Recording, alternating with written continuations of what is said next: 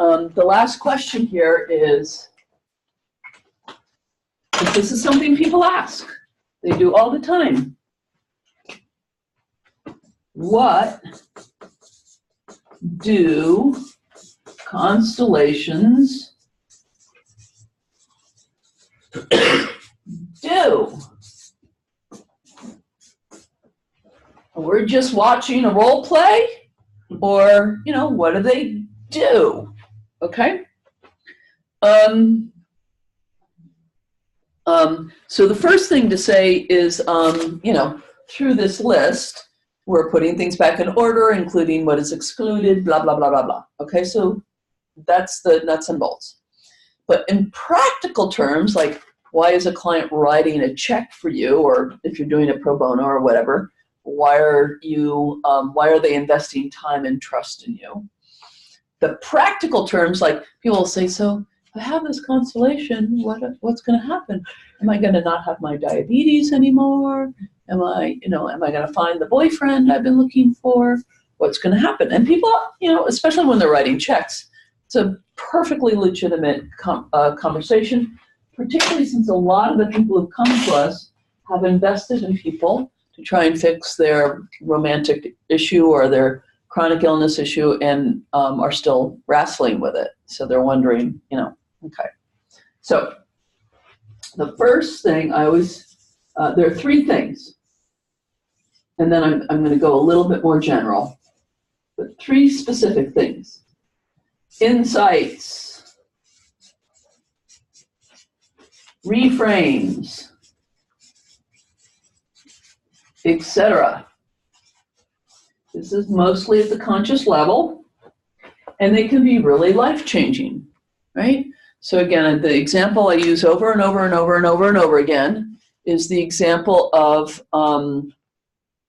the parents who fought your whole life, and they come into the, you know, you set up mom and dad instantly fall into each other's arms and say, I love this one, right?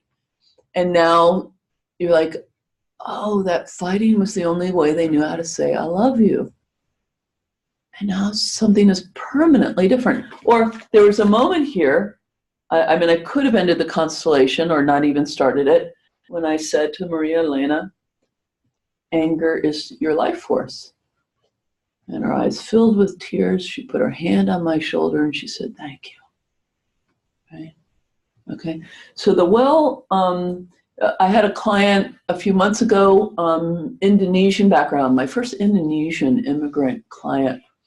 Indonesia has a very troubled recent history between the Japanese occupation and then the nationalist government killing all of the communists. About 500,000 people died in that.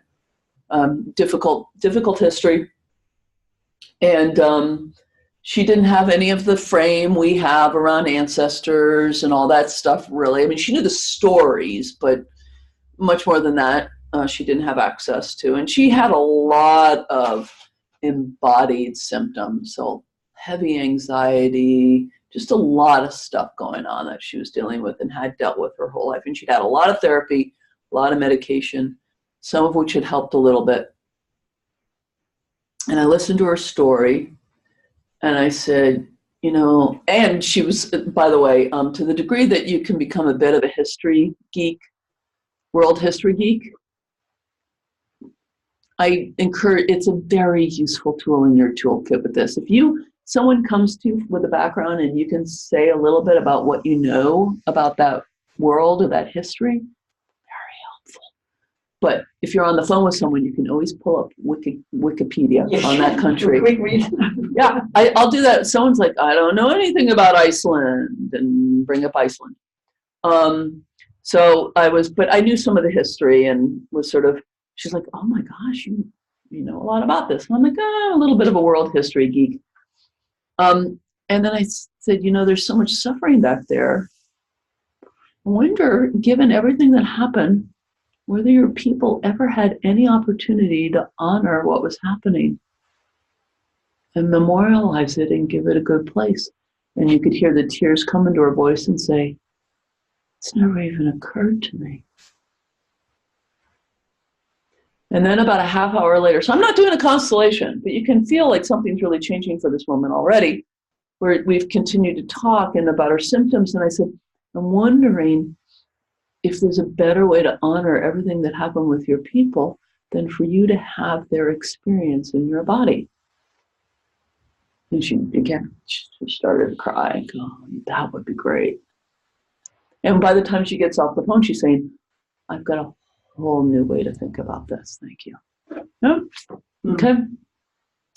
We've actually, in a sense, in a conversational way, we're already doing the constellation work. So I really don't want to diminish the power of the point of view of constellations work is radically different. It's counterculture to a lot of the ways we're trained to think psychodynamically, separate from our families, all this stuff. And the ancestors don't matter, and they're not very real, and all this stuff. If we just bring this frame in our conversations with people, we're already offering incredible insights and reframes. And then the constellations themselves will also give us more. Oh, my parents actually loved each other. Wow, that's different, right? Okay, so, and that will change us. The second one, so this is always. Often, there's somatic learning. So we all know now, we're really starting to get that a lot of our trauma is stored in our bodies and in our muscles. And if we don't address it at the body level, if we only do it through the mental level, like we're going to miss something, right? So to the degree that people bow or lean against their parents or finally sit down in the presence of the big ones, something gets really updated in the bodies. Now, this doesn't always happen, like if the client doesn't actually enter the constellation themselves, or doesn't go through all the movements themselves, but they're at least watching it, and some part of their body is mirroring it. And sometimes explicitly, like if there's a point where I see they're kind of okay and something lovely, I mean, I brought Maria Elena so that her body could actually experience those last couple steps. So I figured she was resilient enough, she wasn't going to get overwhelmed, and that her body was showing some hunger to feel that reunion experience that was over there. So somatic learning, not always, but often. And then this is something I propose. Not everyone believes this. That's just fine. You don't have to believe it. I've seen enough evidence for it that I'm certain it's true. We're doing a system intervention.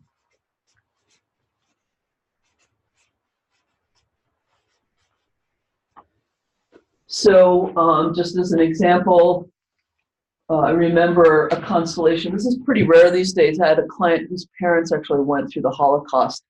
Usually it's another generation back, but this is a fairly elderly client. And so her parents literally had the constellation experience. And most of that was who are now, of course, dead, because if he's elderly, then his parents were now deceased. His parents, most of the constellation was just his parents mourning the dead. It was kind of a classic mourning constellation, and the client just observed it and respected it. The whole system's getting an update. Because, of course, back then, mourning the dead, there was no time for this. Everyone was just busy surviving, right? So long put off grieving, for instance, very common constellation movement, finally happening, the whole system updates. And then the client can have an easier experience as well. Now, does it mean we're changing the dead? I don't know. I don't worry about that too much. I'm pretty agnostic about that. Does it mean we're changing people who are not in the room? I don't know.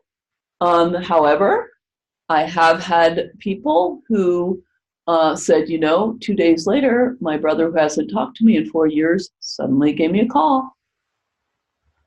I don't know. I went out to lunch with my mom 3 days later. She's been critical of me my whole life. I've never heard her say that she was proud of me for anything. She sat there. Not only did she not criticize me once during the whole lunch, unsolicited by me, she said some things that she was proud of in me. That's kind of cool. I just had one the other day, really mind-blowing, kind of made my day. It was about upcoming weddings, and the mother was worried about the adult daughters, and the somewhat estranged father was going to be there. He'd always been very difficult. Everyone was kind of on edge about the whole thing. So we did a constellation. And two things happened that were just stunning. One, the father, who had been acting kind of difficultly, called up one of the daughters and said, I've not always been easy. I'd really like to talk to my ex, your mom, because he doesn't have her phone number. They're really separated. And so the daughter said, okay. And he called her and said, I haven't always behaved well. I plan to show up and be a gentleman with you and your husband. Just want to let you know. And then the 15-year-old son, who was not the focus of the constellation, but must have sensed that the system was now feeling safer and more open to vulnerability, decided it was time to tell the whole family that he was gay, which everyone already knew, but, right? Right? So all these things I see happen. We're actually doing a system intervention. We don't hang our hat on it. One of the things I always say is that all the adults have the complete retained dignity, like your own children, to turn down the offer that's showing up systemically, right? It's part of their dignity, part of their fate. And that when people do ask the question, like, will I feel better? Will I get a boyfriend? I'm just really clean with people. As you well know, and I say, I think this is a nonlinear healing modality. We can't be certain about what the outcomes might be. I guarantee that you're going to be glad you did it, that there's going to be some way in which it was a good thing to do. What the outcome's going to be, I don't know. And I have seen these changes, X, Y, and Z happen in the past. But we'll see. Yeah. And most people are really glad that I don't say, of course, miracle cure, guaranteed. Yeah? Or hem and haw in an awkward way. It's not something we have to be awkward about. Yeah? So this is what I understand that constellations do. And all of them are really, really valuable. Okay, end of Leslie talking. Any questions, reflections, thoughts, wonderings? Wondering. Has there ever been issues with people stepping into roles and then taking on whatever energetically happened and having issues with that after the constellations? Yeah, I'm going to include that in a longer lecture, and maybe next month, I'm not quite sure, on representing. Okay. Because there's so many things about representing that are worth us going over. But thank you for raising the question. A lot has to do with the presuppositions you make about this work. And if you go in as a facilitator presupposing that it's easy to get caught up in someone else's energy, then I promise that's what you're going to see. Mm. And if you presuppose that it's easy to de-roll, and in fact it's the most natural thing in the world, that's mostly what you're going to see. There can be exceptions to this. 90% of the time, the exception to this is that your own stuff was reflected and got kicked up, and now it's time for you to look at it. But it's a little hard for the client, for the representative, to be assured of that, because after all, it feels so continuous with the representing experience, right? So that does happen. Like, now your stuff is kicked up. Like, it's usually really challenging. Like when we do Holocaust constellations, and some of the representatives are Jewish. It's like, it's coming home. It is home. So that does happen. I'm very, there is a subset of people who generally are just difficult representatives. I need to be honest. And we'll get into this probably tomorrow a little bit with the primary, secondary emotion thing that we're going to talk about. But they have a hard time not making it about them, whatever it is. And so there's a lot of intensity and emotion in the system. That's where they get attracted. And they're like, I'm going to just cover myself with this dirt. And now I've got an issue. And now, you know, sort of thing. I don't want to be disrespectful. That's all part of patterning, and we totally understand where it comes from. But there are ways in which people tend to kind of pick up other people's energy in a way that, yeah. So the average person with pretty good ego boundaries, decent ego boundaries, most of the time, no. On a few occasions, the second constellation yesterday, I went through a little bit of extra hygiene, getting people out because there was high-level trauma energy in this constellation. So I really had people doing the, you know, squeeze your face, you know, that sort of thing. Just a little bit of that sort of stuff. And then finally, if I feel like I'm really stuck, or someone feels like they're really stuck, I have the client, not the client, the person who says that they still have something caught. I asked just a volunteer, would you please step into the role that this one was in before for just a moment, just briefly? Sure, doesn't mind. And then to bow to that aspect of the client's family, to just reiterate, you know, I give it back to you. Yeah? Francesca Mason-Gordon has a really nice article I've shared at some point on sacred representation and the respect of not taking other people's energy as your own, and to give it back, which is really good, really appropriate. So just to come back, and I saw your hand up, I don't presuppose that this stuff is sticky or that you'll take it home, except to the degree that you're going to have reaction. It's your stuff, and that this is not a problem. This is called life. Oh, I have a bug on me. Hello, Mr. Green Buggy. Hey, y'all. He's so cute. Yeah, I noticed having done other constellations with other people, some facilitators make an extra effort and do some kind of ritual at the end of constellations. Yeah, I don't do this. There's a whole sort of frame of reference out there around how dangerous it is to do constellations, and you have to be very careful with the energy, and you can get caught up in somebody's bad stuff. And I'm like, I don't want to know what your constellations are like, because if the facilitator has that presupposition, that's what it's going to be like. Yeah. And I was so frustrated. I remember a colleague had just gone through a whole training, and they wouldn't let anybody facilitate because it's too dangerous until you've done your own work and you've been all healed and da-da-da-da. And I'm like, oh, balderdash. That just leaves you to be the magical one in charge who, you know, sorry. So I'm going to give the buggy a home.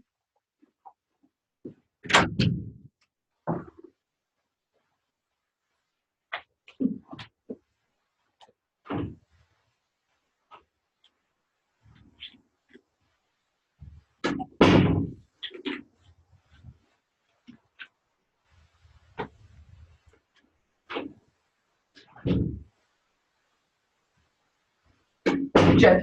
Well, I was just going to comment. I've never felt stuck in a role, but one time I remember representing somebody who was kind of collateral damage from the main person, and feeling really bad about, I was hurt in this too, but this is not, it's their constellation. Yeah. So, and I could have completely just shaken it off, except that I felt sorry for him. So after the constellation was over, I stepped outside and I invited him back in. I did some EFT, EFT. Nice. And it seemed to help. That's sweet. But that's awesome. It only happened one time. That's very nice. I think in representing, on the one hand, it's very nice, the kind of loyalty that arises to whomever we're representing. And then that has a dark side when we can't remember that it's not about us. No, I mean, I very easily could have just said, Yeah, no, I think that sounds very sweet. I think that's a nice creative response. That sounds great. So to wrap up, let's actually do some work. Okay, let's move. Let's actually engage the field. So this is part of a larger talk that I'm not giving now about thinking systemically. And it's in reference to the example I've offered many times now about the two parents coming in, okay? So I want you to have this experience, okay? So find a piece of paper, and here's what I want you to write down right now. This is conscious, psychodynamic story version of things. Just in terms of how in 2 or 3 sentences, do you need a pen? You cool? Yeah. How would you describe the relationship between your parents? So I would say both my parents are alcoholics. There was an initial bond around alcohol, but they eventually, they fought like cats and dogs, and they kind of broke each other's hearts. That's, very simple level story. So just in 2 or 3 sentences, your official story of your parents' relationship. It was a true love story, and he died too soon and she never got over it. Or,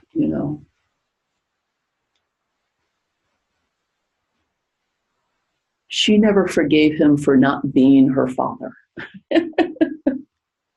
Again, really simple. Might even be the version that you could have written when you were 12 or 13.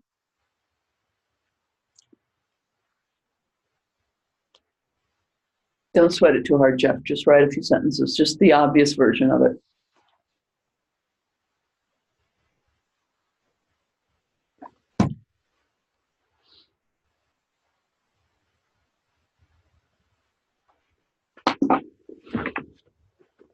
And this will begin to teach you to start respecting the deeper meanings underneath which shows up in Constellations.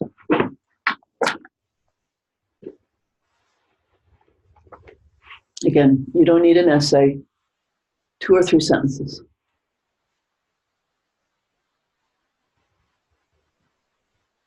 And not about them as individuals, but their relationship, how you would describe their relationship.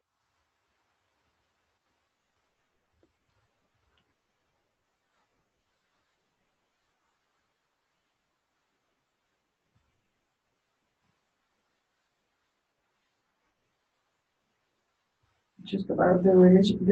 Yeah, just about it was a true love. But he died too young or something. Just about them, not.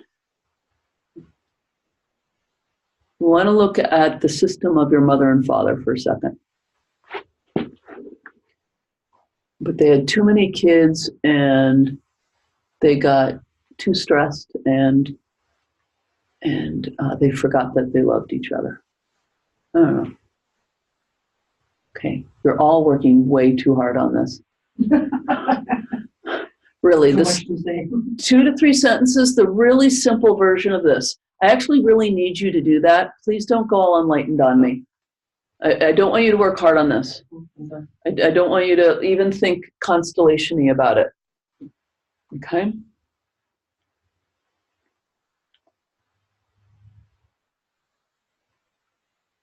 They got married too young and never forgave each other for it. Okay? Mm-hmm. Now, the reason why I'm doing this is because I will share with you one of the things that makes me cranky with students. When after 3 or 4 months of learning this work, they are still looking at systems from a very literal point of view. So I really want you to start early on seeing underneath those surface layers and what I call thinking systemically. Yeah? The literal version would look at that constellation with the mother and the father falling into each other's arms and say, there's something wrong with this constellation because it's not fitting the history. These two should be fighting. What's wrong? What did I do wrong? I have to have you guys sit down and start over, maybe. Yeah? Or maybe the field took over and it's not representing mother and father anymore. You know, it's something like, no, it is. So this is just a little bit of training wheels on thinking systemically, okay? We may not get them all done today. My plan is to get these all done by the end of the weekend. They're one of the things you can do with most constellations that we see are constellations intended to change something, right? But this is not one of those. We're not trying to change anything or make anything better. We're just about what's it like. I tend to call it an MRI constellation. It's just to see how it is. Jane Peterson, there's another name. Jane Peterson. I went to a workshop of hers just a few weeks ago, and she called it an espresso constellation. Someone up in Marin County calls them looky-loos. I don't like that very much, but you will run into some people around here who use that language. I like calling it an MRI, under the surface, yeah, like an X-ray underneath. And to start out with, let's look at my mom and dad. Okay, so the official story is what? They're two alcoholics. There's initial bond around alcohol, but otherwise they kind of detested each other. And they stayed married for the kids, but they kind of wore down each other's souls a bit. Okay, that would be my official story. So would you be my mother? And would you be my father? And by the way, don't worry about gender. That was just the way it turned out. So the two of you come in and just find your places. And I will just be a little formal. Okay. And we'll just notice what happens.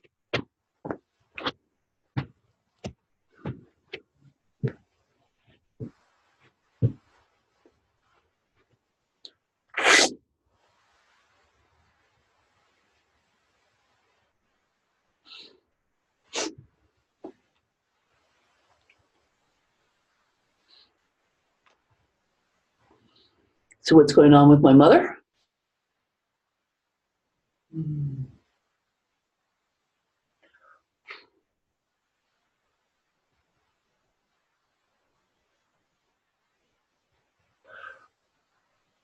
Kind of wondering where I am, what to do. Kind of. Do you notice your husband behind you? Almost like once in a while, all of a sudden it's like, oh yeah, and then. So I want you all to notice that at no point did I ever say anything like, and my mother was disconnected from my father or didn't seem aware of him, right? Now, as I sit with this makes total sense to me, right? But if I had been interviewed by one of you, I wouldn't have given you that information, and it's showing up here. Clearly, the first thing is not the conflict between them. On this side, it's like you're almost barely aware of them. Mm-hmm. Huh? How about my father? Not really much connected or interested in her. Where is your attention? Out the window there. Yeah. So your attention isn't out the window, is it, or it is? Yeah, it's like almost like I'm standing here looking at the window shopping, the museum. I don't know, wondering. Okay. Oh. Okay. So, because you did a little chuckle. Once again, Father, can you say, my attention's out the window, or however you put it? Yeah, my attention's out there, not out here. Yeah. And then can you say, me too? Me too. Because that's what that little chuckle was, right? That awareness of he had just said something that you identified with, right? So just on manual, could you guys just turn it off and just look at each other. Just do it on manual.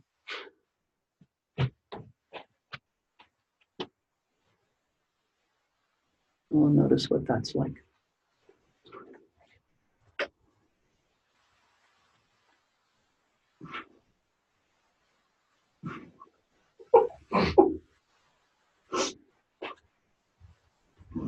I don't know what's funny.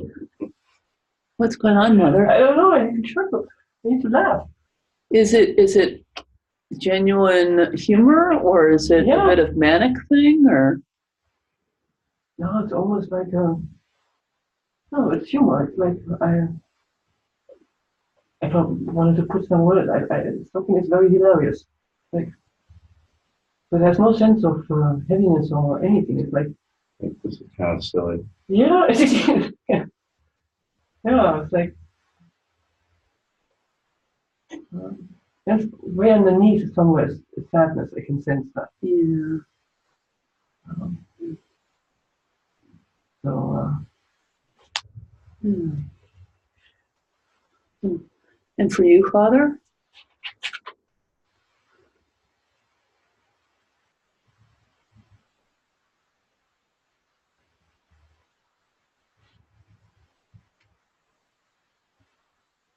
Like I said, it just feels kind of silly.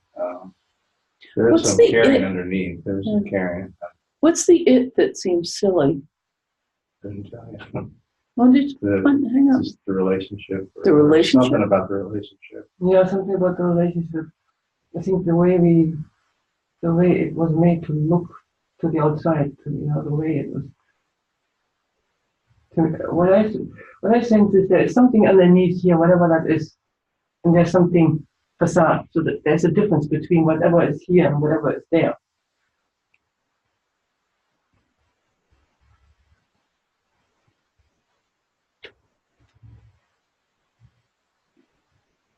There is a genuine caring. Yeah, I actually like this guy. I really, it's like there's no such thing as this movement, like a way. It's like more like.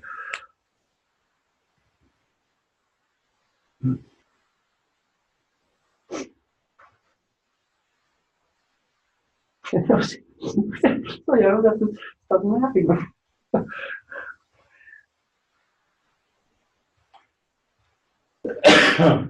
I think what feels silly to me is our inability to bring that underneath up to the surface. We relate in kind of a silly way when it's not the real thing. It's just silliness covered up. So try this sentence. Everything else is silly. What's important is that we care for each other, or something like that. That's scary.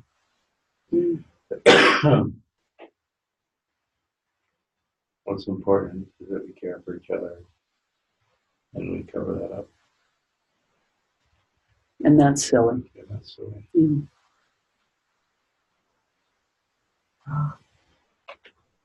Hits the nail.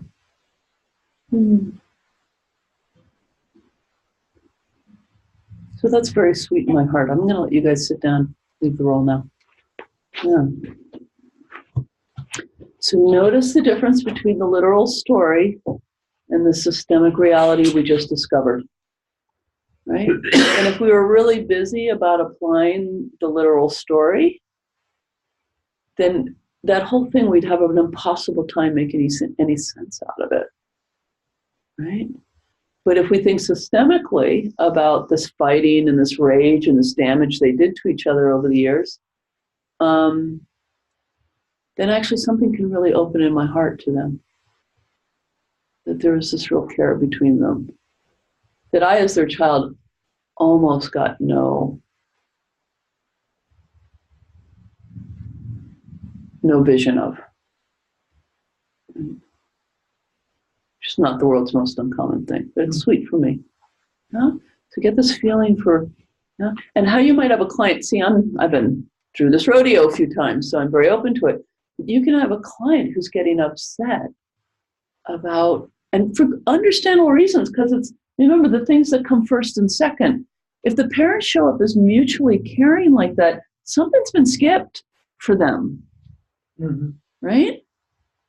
But Constellations will do this. So you're going to have to help them along with, and you might even try a sentence with one of them saying something like, well, and we got there a little bit at the end, all the other stuff,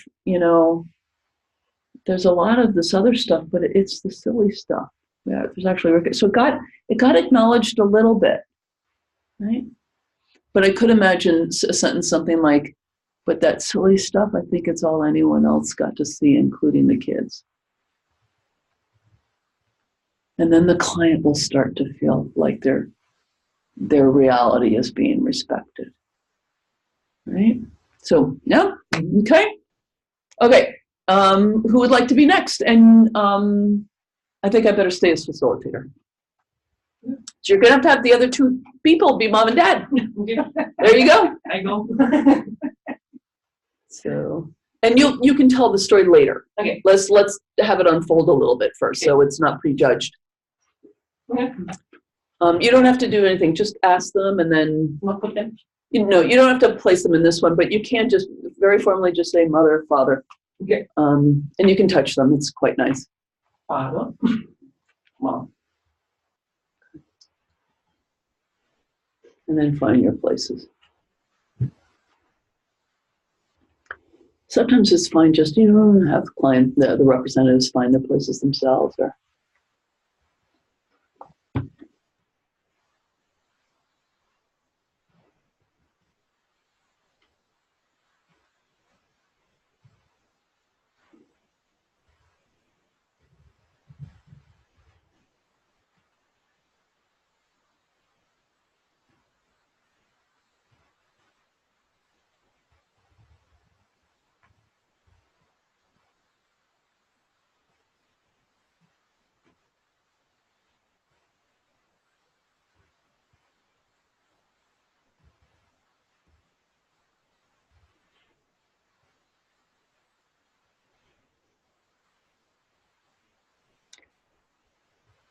mother's representative, how are you?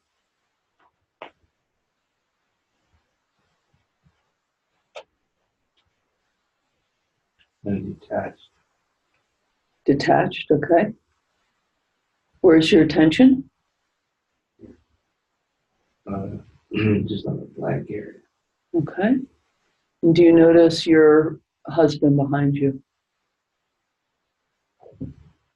We've been trying not to. I think you're trying not to. Okay.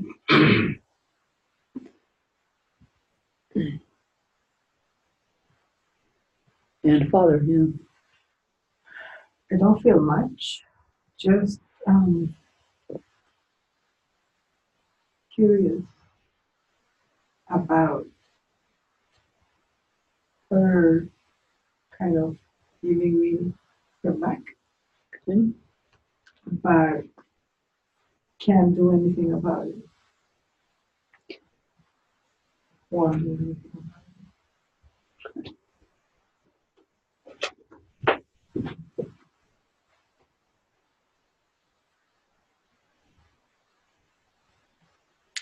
So just again on manual, the two of you just turn and face each other.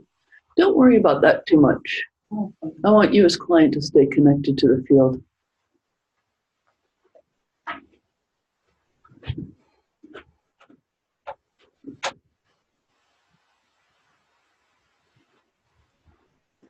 In fact, you might just move your chair over here so you can see just a little bit better.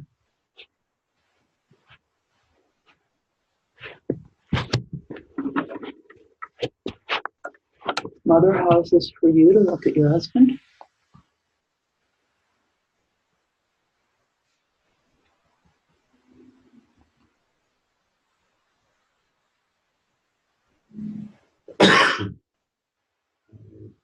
Largely indifferent.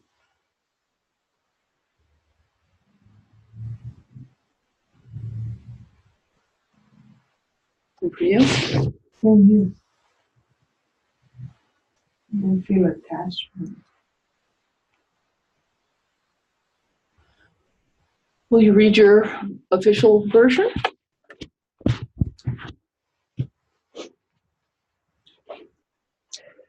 My parents were respectful and not emotionally open. Both did their jobs, cared very much about their 3 children, and they could talk with each other well. My dad loved my mom, but was too entangled with his own mom to make my mom his priority.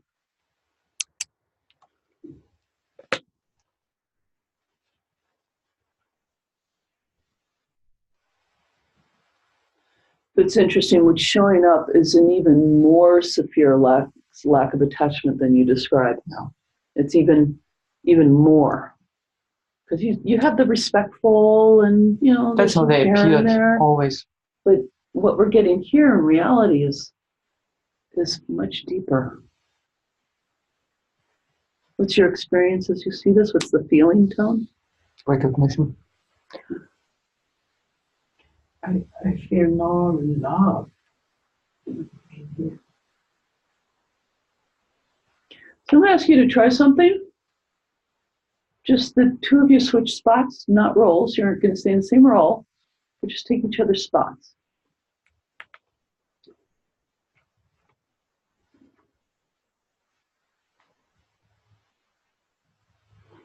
See if anything changes in the feeling tone at all.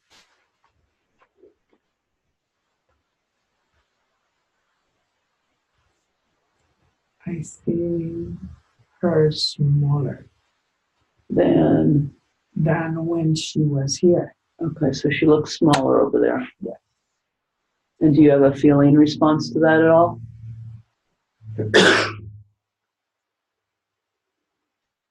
No. Okay. And for you? He's more there. What was that? I'm sorry? More there. I'm more. Oh, He's more there? just, I don't know how else to put it. A little more interesting, maybe. Okay. Not a lot.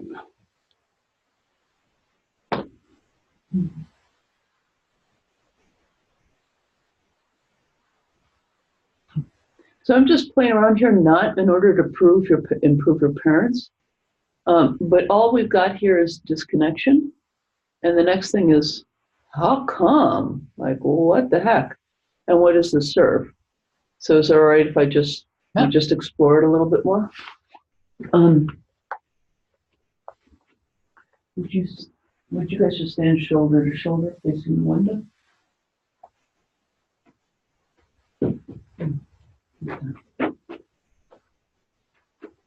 Take one step in this direction. You're just a little crowded over there. Thank you.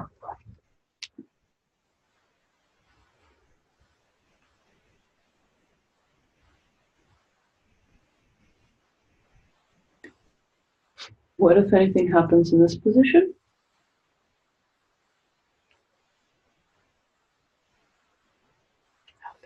Nothing? Do you feel the one on your left? Sort of. Sort of. Okay. And mom? Doesn't really feel right.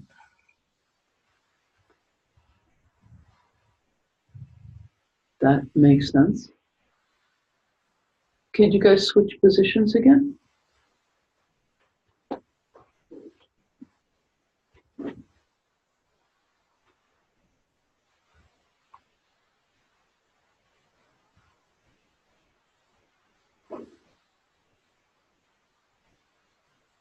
How's that for you, Mother? Any change?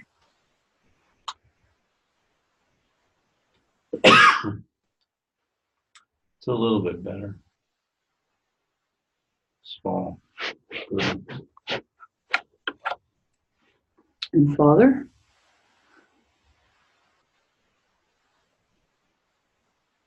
Kind of notice her a little bit more, but no feeling. Wow. Sounds about right. When were your parents born? 32 and 33. They were kids in the Second World War. Okay. That explains a great deal. And both had experiences. Some of them I know, but not in all detail. My mom had to flee the Russian invasion, running away literally with no siblings and her parents with a little handwagon. And my dad, when he was a little boy. His mom was single mom, so young woman with 2 little children in the war, and a whole lot of Russian soldiers occupying her home and business. So, and he had to work for the Russians when he was little. I think we remember that, yeah.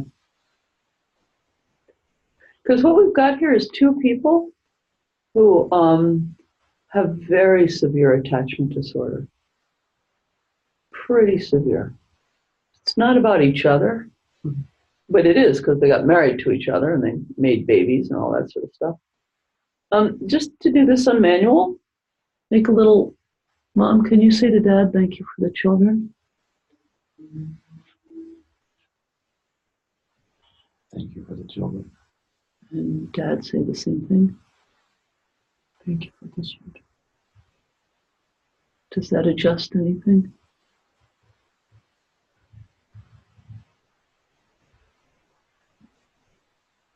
Can you feel the children when you talk about the children? No. No. Makes sense. How about you, Mom? Felt okay to say. I mean, it was Mm-hmm. okay, but not much beyond that. Okay.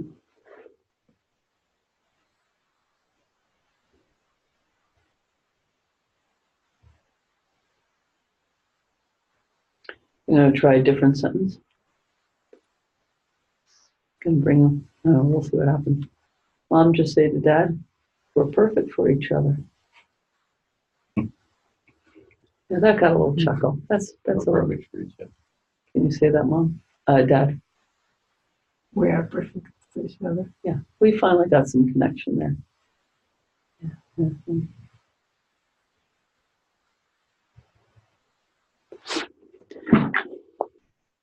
Mm-hmm. We survived. We survived. Many didn't, but we did. We didn't, but we did.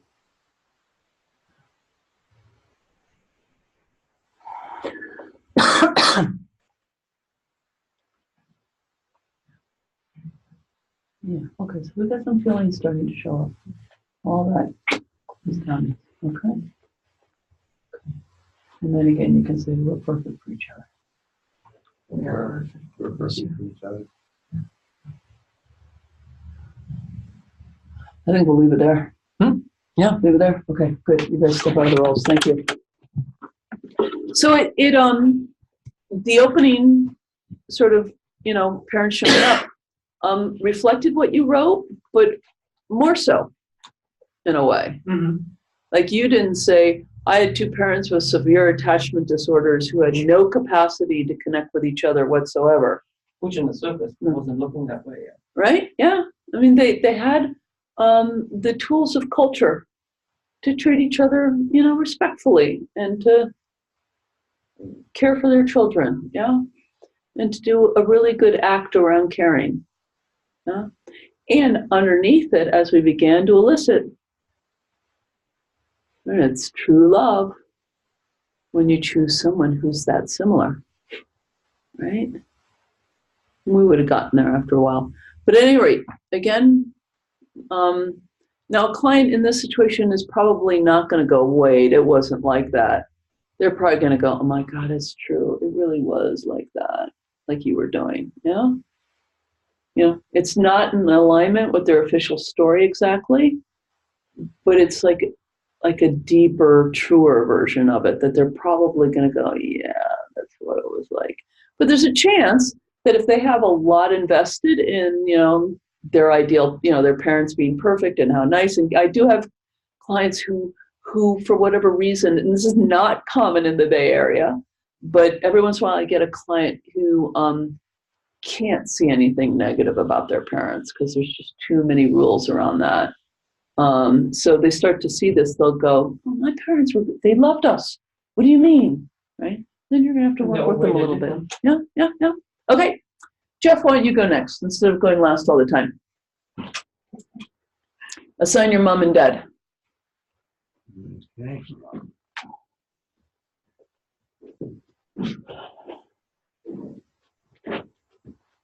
What are they? Oh, right. Mom, Dad. Okay. Actually, I'm going to ask you to do that again one more time.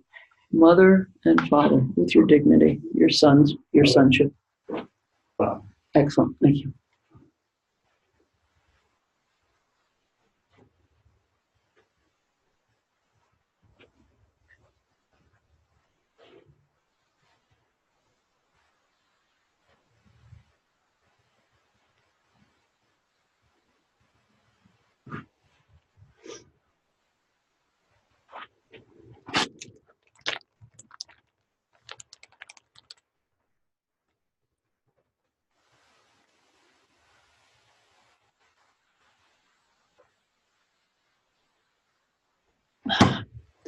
How you doing, Mom? Okay. It feels okay. He gave you a real smile. How was that for you?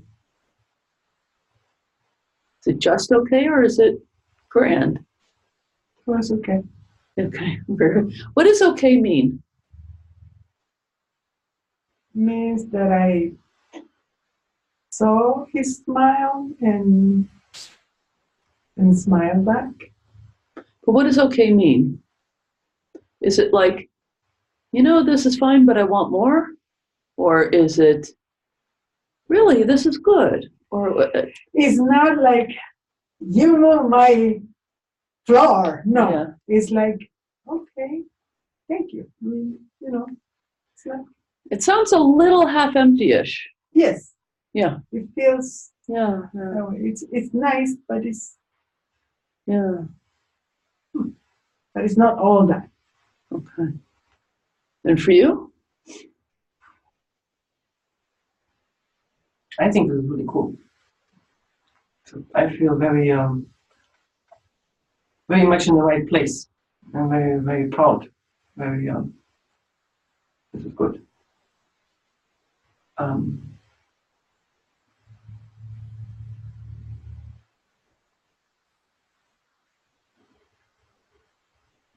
There's an underlying feeling which is weird. It's almost like I don't know much about her. Hmm. There's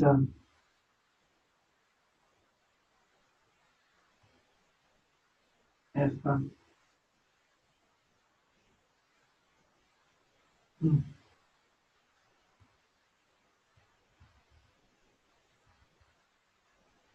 but it's not bothering me. It's not wrong. Like, Are you more in than she is?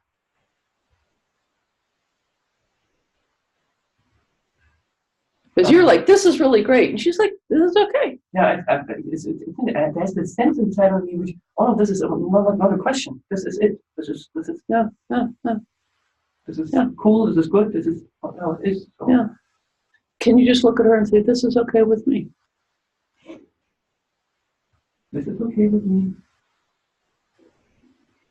Something that we can run into are things like a woman has 17, falls in love with somebody, he goes off to war and never comes back. It's the great love. She spends a few years grieving and finally marries somebody, and implicitly everyone in the relationship understands that he's never going to be quite the true love that she had originally, but he's kind of okay with that. It's kind of like, okay, I'm in on the deal. How it is fine, right? Before we hear what you wrote, I just want to try one more thing. Would you two switch spots? Again, not roles, just spots.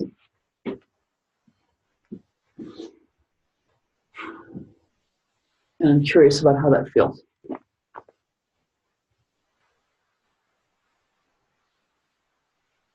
A little off balance, Mm-hmm. more insecure. And for you? Interesting because when I was there, I felt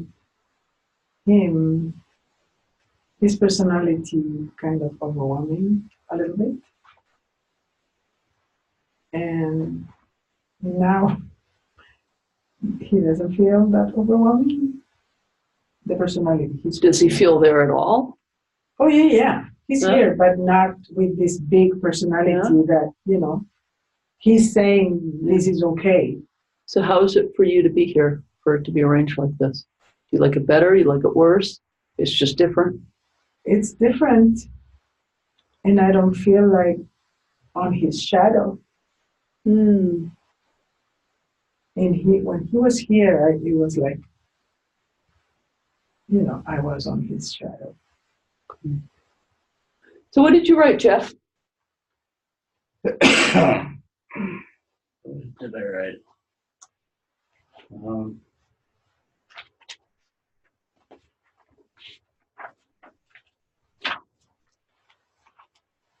Well, they struck me as close partners.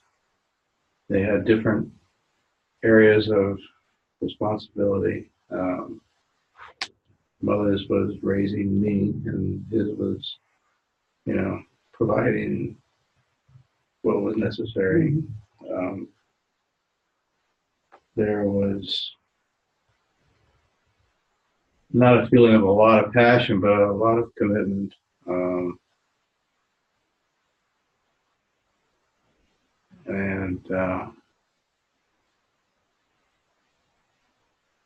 I think and I don't know this at all, but I think my dad might have felt she was just a little out of his league. And, kind of,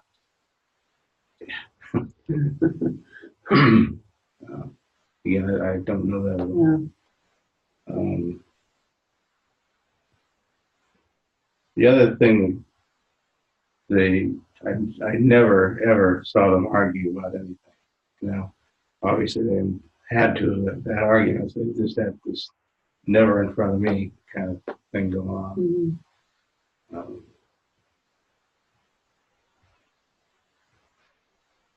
And then one more fairly important detail. And my dad died fairly suddenly and fairly, relatively young, not young, but, he wasn't even 50. And my mom never seemed to really be that either able or interested in kind of moving on and, making other connections.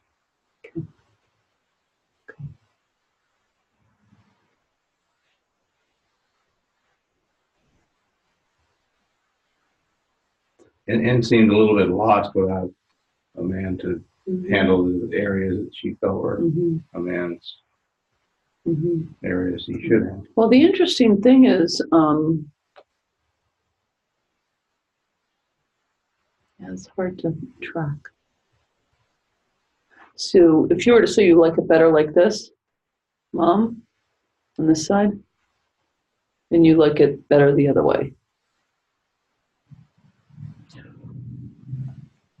I don't have a preference. I can tell I feel different over there than I feel here. But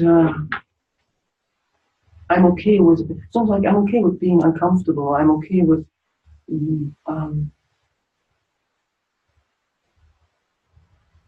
not feeling that way. Feeling that way. It's like underlying there's something that no matter what I do or what happens, that doesn't change. It's like this. This is where we belong. Like this way, that way, So that can way, you that way. It doesn't matter. look at your wife and say something about us is permanent? Something about us is permanent.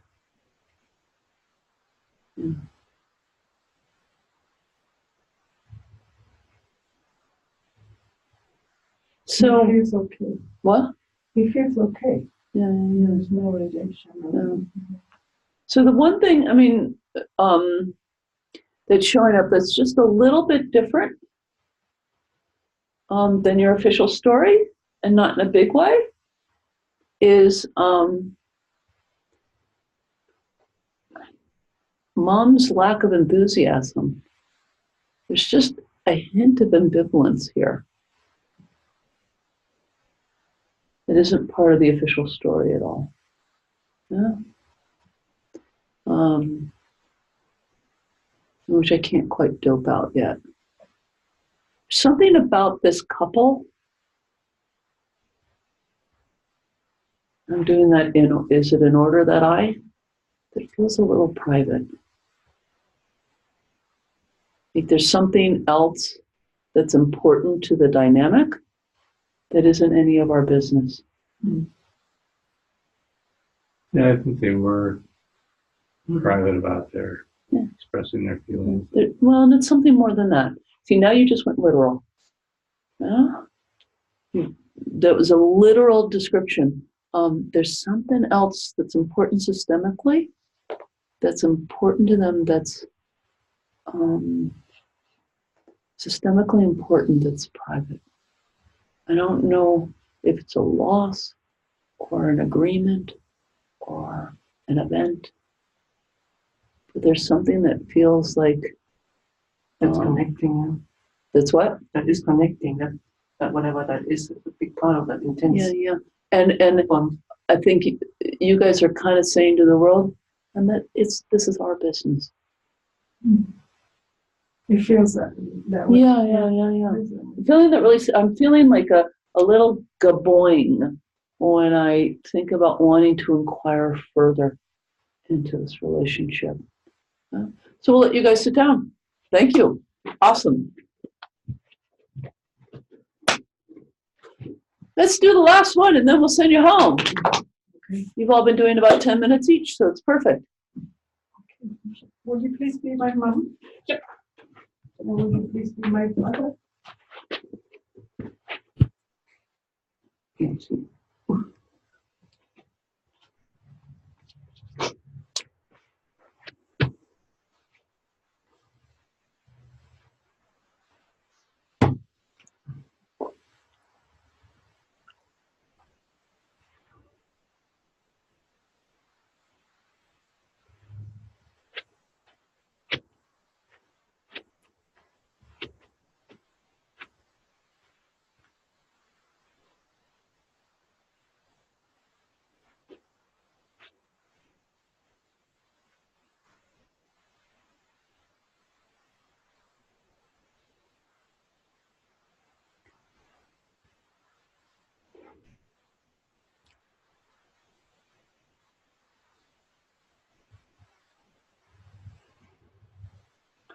How are you, Mother?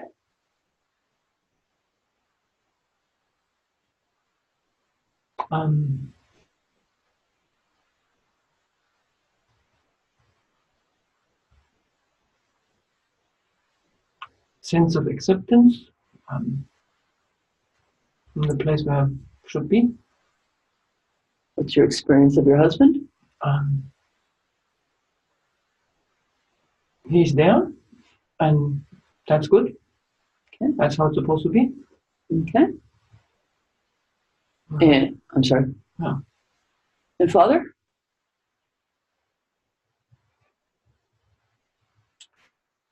Yeah, very much a sense of she's supposed to be there, and almost a sense of ownership. Of what? Ownership. Ownership of what? Of her? Yeah. Like you own her? It's a little bit of the feeling. Yeah, it's like, yeah.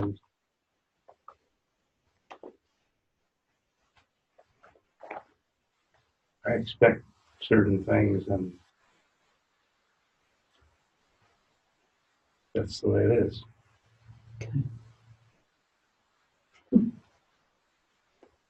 Well, we're gonna have to hear what you wrote now that you're laughing. But it went to another place. But, Just read what you wrote. I wrote that they got married very young and were very much in love when they got married. Had 6 kids, but my father was an alcoholic. They did fight because of that. And my father drinking really led him to an early death. He died at 54. And his father died when he was 12. And my mother's mother died when she was 13. So, they met very young and they were very much in love. But then, So this ownership bit, does that match? no, because, maybe because I come from a very machistic macho Culture. society. Sure. Yeah, it's more like that. It's like I have expectations of where my wife should be and what you should be doing. Mhm. And I think that's okay. No, my mom was very chukara. My mom is not like that. No. Yeah, so here we go. We're something showing through. Yeah. And yeah, go ahead. Yes, No, but you know no, what? very underneath there is the sense that this is how it is. Yeah. This is how it is. So that I'm in the place where I'm supposed to be. Yeah. So And I can see a spouse who is very independent and says, no, you're not the boss of me, still saying, and this is the way it ought to be. True. Right? True. Yes, yes. This is like in that rebellion, they're playing out the way it's supposed to be. Right. she never questioned him. She never doubted him that he shouldn't be there, or Right? I don't feel this. I feel like this is no matter what we're doing up here, fighting, down there that's how it is. Yeah. Maybe. And I play my role because that's part of how it is. Yeah. Yeah. It's my job, yeah. Yeah. And there could be other angles on that, like wanting to role model something a little different for daughters, maybe. I mean, we'd be curious about that. But that would be an excellent example of a client going, what the hell? That's not at all what my mother was like. Right? And that could drive a client a little nuts. But you know what? It makes sense that even though my grandmother, her mother, taught her how to defend herself because she had to do errands in an area that it wasn't very safe. So my grandmother taught my mother how to defend herself, at a very early age. Mm-hmm. But then she was an orphan.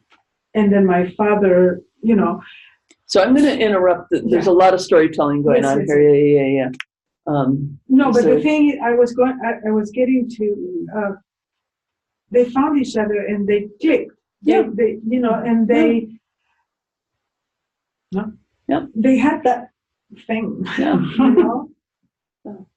So can you say, I was young on my own and you were what I needed? I was young and on my own, and you are what I need. And how are you? Yeah, I agree. You're willing to be who I need. Now for a moment, once again, I'm going to invite you guys to try and switch spots. Not roles, but spots. I just keep saying that because new representatives will get confused. You mean take different roles? No. Just change the spots.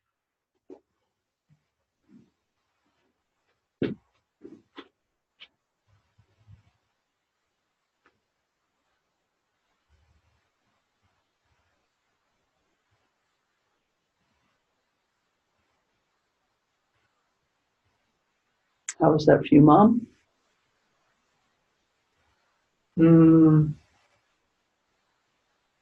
Not very comfortable. Yeah. And Dad? Yeah, don't care for it. Yeah, go back.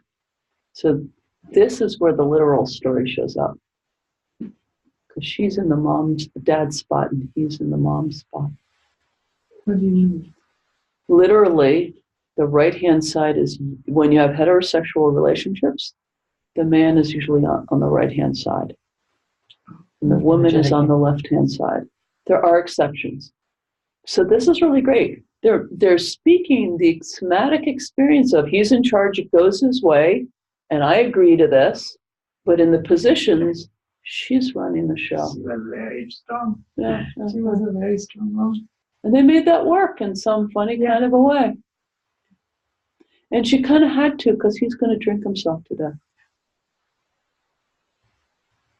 And whether he did or not, that's what she knew was going to happen because she's lived a life where she's had to take care of herself. So no one was going to make her be in that spot. There was just no way at a survival level. Yeah. And he probably liked the story of being in charge, but ultimately really glad she's in that spot. So let's just give words to it. Can you look at her and say, I'm in charge, I'm in charge, except you're in charge, really. except you're in charge, really. But I like it to look like Say it out loud. What did you that. But I like it to look like Yeah. It's awesome. And that works for you. Absolutely. Looks for me. That was Because he would never, exactly what he it would never do was. anything or say anything what would upset me. So this is me looking for the systemics of, okay, this is showing up as really weird. She's really subservient. He's really in charge. It doesn't match the story. How do we figure out how this makes sense? Right? And we kept inquiring, and I tried the other way, and that they both agreed, okay. I think they were so happy to have a family of their own. Yeah. You know what I mean? Any kind upside Anyone down, that's just that's fine. chaotic and all that. Yeah. But they had this thing. So can you say, thank you for making this thing with me. Neither of us had much. Thank you for living and making this thing with me. We didn't have much, Yeah. But we had this. but we have us. And this is so helpful because when our parents have been abusive or neglectful or difficult in some way, seeing them in some ways, we can start going, oh, there was so much stacked against our family working at all. Like having one in the first place and me even getting born, right? But mom can say, we had this. We had this, right? Mm. It gives us to be more rapport with how it is, yeah? And then I'll just say one thing for your learning and send you off. Jane Peterson helped reframe this for me just recently, which was awesome. So stand here as a child. And we're just, how many siblings? 6. We're not going to put them all in, never mind. We are going to put in a couple. Okay, so other children, okay. Where are you in the lineup? I'm 5th. Okay, be down here then. We just have all the siblings in between, okay? And just for a moment, switch places. So this would be the normal order from the youngest up to the wife and to the husband. The reason for this, and instead of thinking of this in really sexist terms, which it can be, put out your right hand. He's leading out into the world by his job of protecting and taking care of the needs of the family. Okay?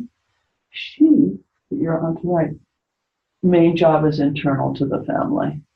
Okay? Now, this may not be true in the actual roles. You know, the woman may be the breadwinner and the man stays at home. But a lot of the stuff is so, it's so tribally inculcated in our DNA that even in families with unusual roles, this still ends up feeling best to most people in most families. Yeah? There are rare occasions, switch, where it's really clear that this feels better to everybody. And, you know, sometimes what we want to do is rearrange it to its more proper role because it will feel better to everybody. Sometimes it's just a matter of everyone going, this is our family. This is how it is in this family. But it's not based upon the simple family roles of, you know, she's a high-powered lawyer and she makes most of the money, and he's a school teacher and hardly makes any money at all and mostly does the caregiving. That does not determine their position at all. It's not necessarily related to that. So I just wanted to name that. It takes some of the more sexist bits out. Okay? Okay, go home. Thank you. Pick up your siblings. Okay, I will be right back. I have to run off to the restroom. I ended up